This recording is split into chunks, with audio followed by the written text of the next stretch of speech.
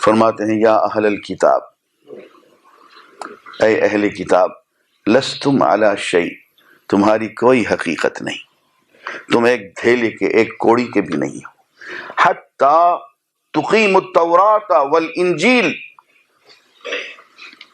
تم یہودی ہو، حبر ہو، یہودی عالم ہو، تمہاری کوئی قیمت نہیں ہے اس وقت تک جب تک کہ تم تورات کو اپنے علاقے میں، اپنی قوم میں نافذ نہ کر دو۔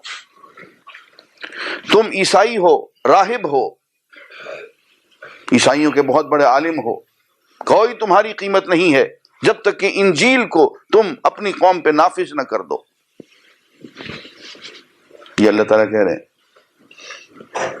اور اس کتاب کو وما انزل الیکم من ربکم، اب دیکھو تورات کا زمانہ بھی گزر گیا، انجیل کا زمانہ بھی گزر گیا، تورات کا اور انجیل کا جو اس وقت لیٹسٹ ایڈیشن ہے وہ قرآن مجید ہے۔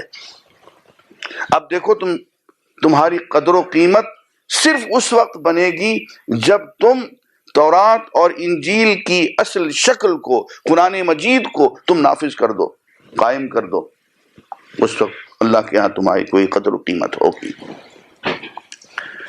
عزیزان گرامی، اہل کتاب سے یہ کہا جا رہا ہے، یہ ہم سے بھی کہا جا رہا ہے، بیٹھ کے کسی کونے میں، کسی جنگل میں، کسی پہاڑ کی غار میں بیٹھ کے تپسیا کرتے رہیں، الٹے لٹکے رہیں 10 سال، 15 سال۔ فرمایا لا رہبانیت فی الاسلام، اسلام میں اس کی کوئی گنجائش نہیں۔ آپ فرمایا کہ اسلام کی رہبانیت یہ ہے کہ تم نماز کے لیے ذرا وقت سے پہلے آ جاؤ اور نماز کے انتظار میں بیٹھے رہو، ہماری رہبانیت بس یہ ہے، اس سے زیادہ کسی رہبانیت کی گنجائش نہیں۔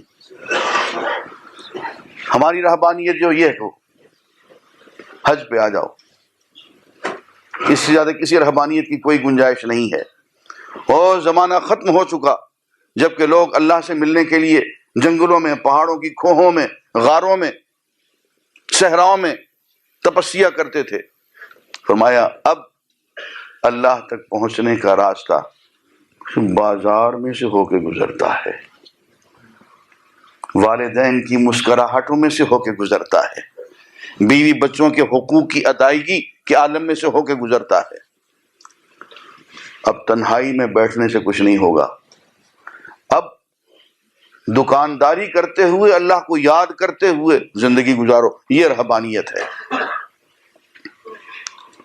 فرمایا من لم يحكم بما انزل اللہ فاولئک هم الفاسقون، اللہ نے جو شریعت نازل کر دی، جو احکامات نازل کر دیے، اگر زندگی اس کے مطابق نہیں گزارتے، اس کے مطابق فیصلے نہیں کرتے تو فاسق۔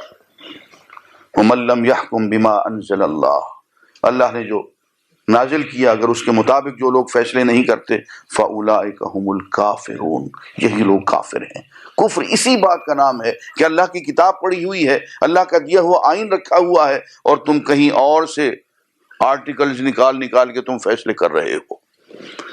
تمہیں تعزیرات 1932 کی تعزیرات ہند سے ابھی تک فرصت نہیں ملی۔ اللہ کا قانون، اللہ کا آئین، اللہ کی شریعت، حضور کی سیرت تمہارے ساتھ رکھی ہوئی ہے، اس کے مقابلے میں 1935 ایکٹ وہ ابھی تک وہی چل رہا ہے۔ من لم يحكم بما انزل اللہ، جو اللہ کے نازل کیے ہوئے حکم کے مطابق فیصلے نہیں کرتے، اولئک هم الکافرون، یہی لوگ کافر ہیں۔ من لم يحكم بما انزل اللہ، جو لوگ اللہ کے حکم کے مطابق فیصلے نہیں کرتے، فاولئک هم الظالمون، یہی لوگ ظالم ہیں۔ تو معلوم ہوا کہ عزیزان گرامی، یہ عبادت کا راستہ کچھ اس طرح سے آتا ہے کہ ہمیں اللہ کی توحید سکھائی جاتی ہے، اور ایک تربیتی کورس مستقل ہمیں کرایا جاتا ہے عبادات کا، اللہ کی محبت، اللہ کی اخلاص ذکر کے ذریعے، علم کے ذریعے ہمیں دی جاتی ہے، معرفت اس کی دی جاتی ہے۔ اللہ کی محبت کے ساتھ رسول اللہ صلی اللہ علیہ وسلم کی محبت اور آپ کا اتباع ہمیں سکھایا جاتا ہے، اور جب اتباع کامل ہو جائے، ہم حضور کے مشن کو اپنا مشن بنا لیں، تو جہاد کی زندگی شروع ہو جاتی ہے، اور جہاد کا مقصد سوائے اس کے اور کچھ نہیں کہ اللہ کے کلمہ کو، اللہ کی تعلیم کو، اللہ کی شریعت کو، اللہ کے نظام کو ہم نافذ کر دیں، اسے قائم کر دیں۔ وآخر دعوانا الحمدللہ رب العالمین۔